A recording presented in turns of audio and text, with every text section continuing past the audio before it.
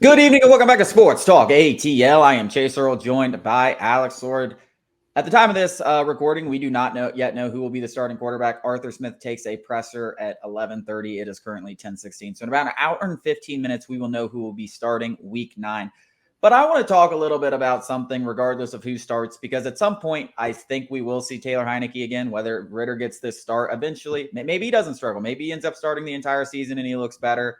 That would be, I guess, best case scenario for the long and the short term. But I do think, if we had to predict right here, Taylor Heinicke will eventually get this job because I just do not have that much faith in Desmond Ritter. And there's a kind of aspect that I want to look at this from, in that Taylor Heinicke, when he was with Washington, he had a decent success, threw a few too many interceptions. We all remember the playoff game against Tom Brady before the Bucs went on to win the Super Bowl. Like, he definitely looked good in that first half, but is there a potential here that Taylor Heinicke could mimic kind of the same career path as Ryan Tannehill? Like, no one thought Ryan Tannehill was this answer at the quarterback position. And I'm going to read you off some stats. This is Ryan Tannehill pre-Arthur Smith. 17 touchdowns, 9 interceptions, 19 touchdowns, 12 interceptions, 24 and 12, 27 and 12 was his best year, 24 and 17. Then you go to Heinicke, his one full season, he was 20 and 15, obviously 15 interceptions, too much. We've talked about the gunslinger mentality. But then in 9 starts, he went 12 and 6. You can average that over a full year. That's about 24 and 12. So he's essentially what Ryan Tannehill was before Arthur Smith. And when you look at what Washington had, they didn't have a good offensive coordinator as good as Arthur Smith. They didn't have Drake London. They didn't have Bijan Robinson, Jonnu Smith, Cordell Patterson, all these weapons. And then you saw what Ryan Tannehill did with Arthur Smith in Tennessee. Like, could he be a much better quarterback than he was in Washington or in Atlanta? Yeah, I do. I mean, I don't think anybody's going to argue that Scott Turner, who was Taylor Heinicke's offensive coordinator in Washington, is a better offensive mind or play caller than Arthur Smith, though we have gripes with Arthur Smith about his generic play calling. Sometimes he gets too smart for his own good, tries to outsmart himself sometimes. Nobody's arguing Scott Turner's out of a job today, and there's a reason for that. Eric Bieniemy is the offensive coordinator for the Commanders, and that offense looks a little bit better. Now, the only offensive weapon that he really had during that full season, Terry McLaurin, who is undoubtedly one of the best wide receivers in football right now. He topped 1,000 yards.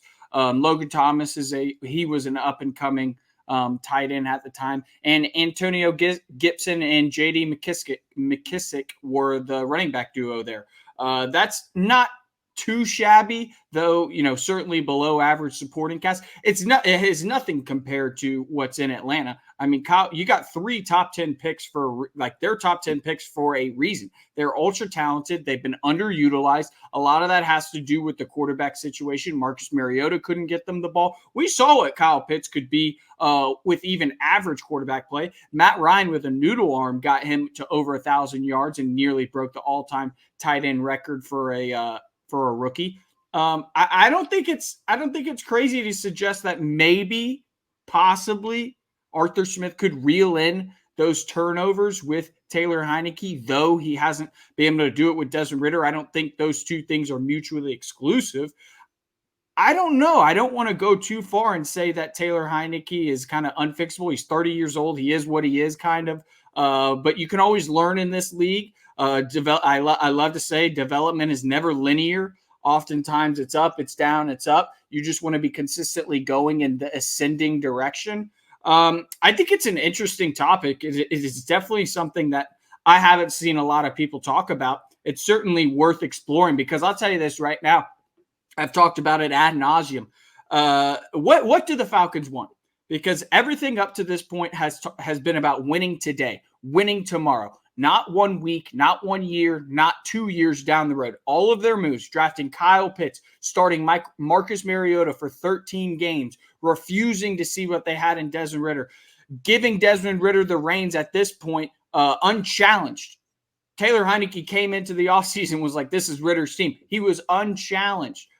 And now we're here thinking about the future.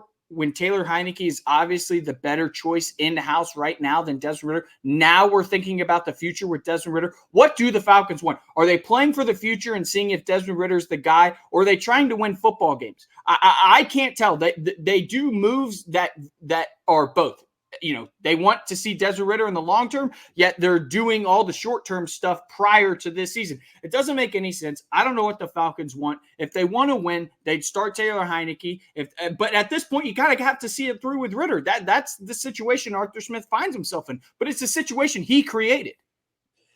Yeah, I mean, I just think it's interesting because, you look at Ryan Tannehill when he was with, 22-6 coming off a major injury. He was comeback player of the year. Then he goes 33-7. He was dang near. Everyone was talking about this guy. Some people were talking about him as a top 5 quarterback. Arthur Smith leaves. He goes back to being what he was without Arthur Smith. And I just think that, we've always talked about how if you're just a competent quarterback that, isn't taking these sacks and isn't, turning the ball over at such an alarming rate like Desmond Ridder is with these offensive weapons, like you can have a pretty good season. And I don't know, I think Taylor Heinicke could be a competent QB. Now, listen, is he going to lead the Falcons to the Super Bowl? No. And I don't think that's going to happen 2-3 years down the road if he's stuck as the starting quarterback in Atlanta. But I do think it's a conversation that he could be much better in Atlanta than he was in Washington. And if that's the case, what are we doing here? Because at best, Desmond Ridder, if he reaches his ceiling, I mean, is it that much better than what Taylor Heinicke is right now? I don't even know if he could get to that point. And even if he does get to that point, you're still left with a quarterback that's probably not going to lead you to a Super Bowl. Listen, and I just said something that I was absolutely wrong. Ryan Tannehill was 31 years old when he got to Tennessee. That was his first Pro Bowl year, 31 years old. So it's not too late for Taylor Heinicke to kind of resurrect his career and become a starter in this league. He's never really been a starter. He's always been a guy who could come off the bench, provide a jolt of energy. That's what he did last week in Tennessee. Maybe he could do it again this week against the Vikings if Desmond Ridder isn't able to go with the concussion. But I do want to backtrack something I just said, that Ryan Tannehill was 31 years old. Taylor Heinicke's around 30 years old. It's not too late for him. I think that this entire conversation is worth having. Yeah, and that's what I said. And I was literally just sitting on my couch thinking about it. I'm like, dude, what did Taylor Heinicke have in Washington? Oh, he had absolutely nothing.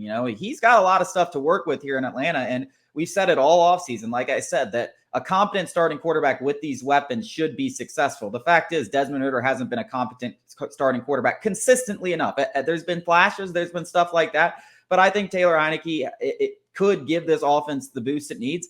I got a weird feeling, and this is could come back to bite me. I got a feeling he's going to start week 9, and they're going to continue with the injury thing just to see what they have in him. But we'll talk about that more tomorrow. Coming up after the break, Montez Sweat reportedly wanted to play in Atlanta. We're going to discuss it.